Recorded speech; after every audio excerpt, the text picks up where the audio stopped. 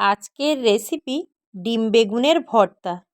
এই ডিম বেগুনের ভর্তা তৈরির জন্য সবার প্রথমে আমি বড় সাইজের বেগুনগুলোকে এইভাবে গোল গোল করে কেটে নিয়েছি, একটু মোটা করেই রেখেছি। রান্নার জন্য এবার গ্যাস অন করে আমি একটা কড়াই বসিয়ে দিলাম। কড়াইটা খুব ভালো করে গরম হয়ে গেলে তারপরেই আমি দিয়ে দেব অল্প পরিমাণ সাদা তেল। সাদা তেলটা দেওয়ার পরে আমি এটাকে নাড়াচাড়া করে নিব। এবার আমি এর মধ্যে দিয়ে দেব টুকরো করে রাখা বেগুন, আর দিয়ে দেব পরিমাণ মতো লবণ। লবণটা দিয়ে ভালো করে একবার নাড়াচাড়া করে নিব। খুব ভালো করে এইভাবে নাড়াচাড়া করে নিয়ে তারপরেই আমি একটা ঢাকনা দিয়ে দেব। একদম আঁচ কমিয়ে দিয়ে এইভাবে মাঝে মাঝে নাড়াচাড়া করে নিয়ে আমি এই বেগুনটাকে ভেজে নিব।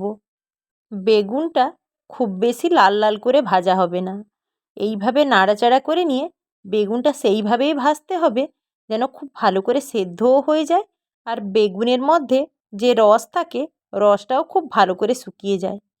মাঝে মাঝে শুধু এইভাবে নাড়াচাড়া করে দিয়েছি। বেগুনগুলো খুব ভালো করে সেদ্ধ হয়ে গেছে, আর রসটাও বেশ সুন্দর করে শুকিয়ে গেছে। এবার আমি এটাকে ঢেলে নিয়ে ঠান্ডা করে নিয়ে খোসা ছাড়িয়ে খুব ভালো করে মেখে নেব। বেগুনটা ঢেলে নিয়ে ঠান্ডা হতে দিলাম।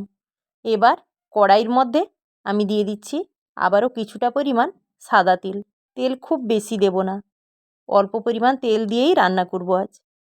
তেলটা খুব ভালো করে গরম হয়ে গেলে এবার আমি এর মধ্যে দিয়ে দেব কুচি করে রাখা পেঁয়াজ। পেঁয়াজটা একদম আঁচ কমিয়ে ভাজতে হবে। পেঁয়াজটা ঠিক এইভাবে ভাজা হয়ে গেলেই এবার আমি এর মধ্যে দিয়ে দেব চেরা কাঁচা লঙ্কা আর কুচি করে রাখা টমেটো। এই দুটো দেওয়ার পরে মিডিয়াম আঁচে বেশ কিছুক্ষণ ধরে ভেজে নেব। ভাজাটা সেইভাবে হবে যেন টমেটোটা খুব ভালোভাবে সেদ্ধ হয়ে যায়। এইভাবে অনবরত নাড়াচাড়া করে নিয়ে টমেটো আর কাঁচা লঙ্কাটাও আমি এইভাবে ভেজে নিয়েছি।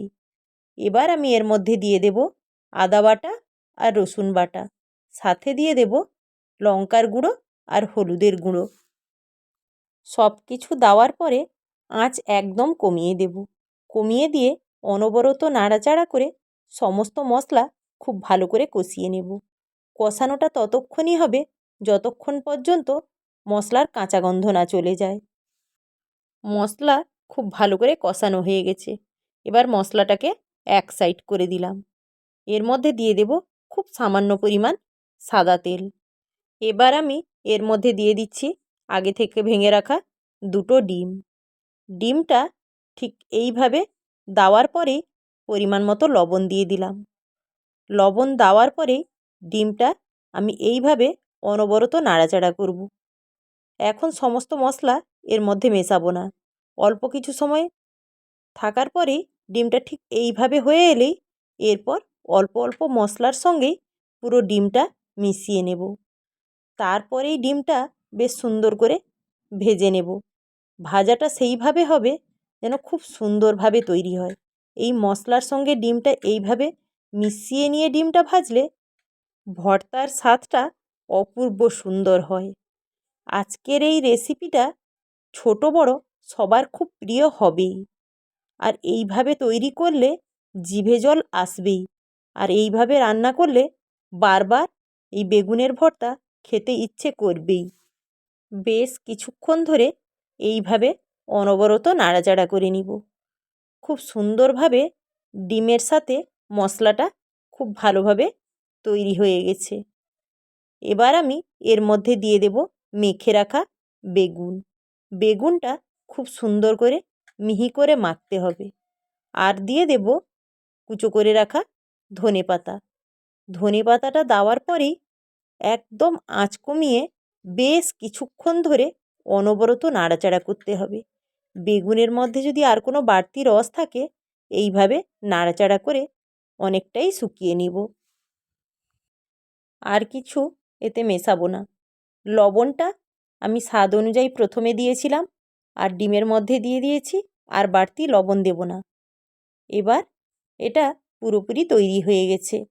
আজকের এই বেগুনের ভর্তাটা স্বাদে গন্ধে অপূর্ব সুন্দর হয়েছে। এটা দেখতেও যতটা সুন্দর হয়েছে খেতেও ততটাই সুন্দর। এবার পরিবেশনের পালা। আমার এই রান্নার ভিডিওটা আপনাদের যদি ভালো লেগে থাকে আপনারা অবশ্যই লাইক, কমেন্ট, শেয়ার করবেন। আর নিত্য নতুন রান্নার ভিডিও পেতে আমার চ্যানেলটিকে অবশ্যই সাবস্ক্রাইব করবেন। আর যারা ফেসবুকে দেখছেন তারা পেজটি অবশ্যই ফলো করে দিবেন। আমি ফিরে আসছি আবারও নতুন নতুন রান্নার রেসিপি নিয়ে।